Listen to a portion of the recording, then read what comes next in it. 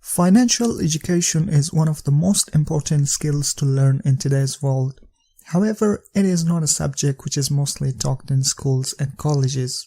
Financial education is not about being genius in your school and obtaining higher marks. However, it is about making the right decisions about your personal finance.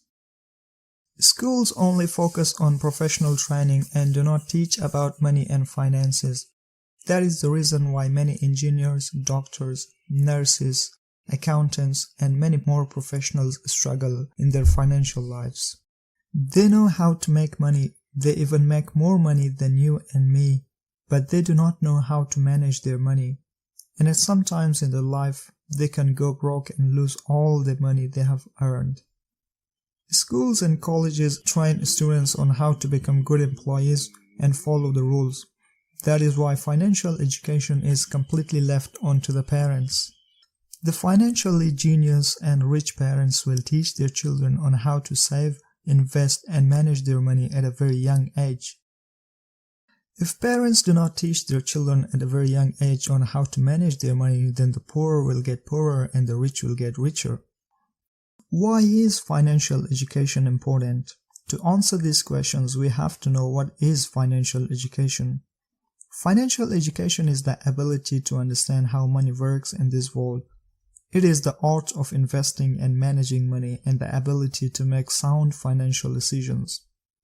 Most of the people make the wrong financial decisions, and as a result, they lose all the money they have saved for years. To understand it clearer, let's take a look into some of the stats from the Bureau of Statistics. Did you know that nearly half of Americans do not expect to have enough money to retire comfortably? Credit card debts have reached its highest point ever. More than 189 million Americans have credit cards. The average credit card holder has at least 4 cards. On average, each household with a credit card carries $8,398 in credit debt. The total U.S. consumer debt is at $13.86 trillion. 40% of Americans can't afford a $400 emergency expense. These statistics clearly show how we lack financial education. Most of the people think money is the real wealth. That is not the case. Money come and go. The real wealth is only and only financial education.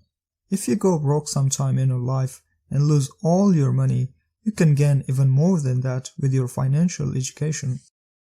So, how to improve your financial literacy?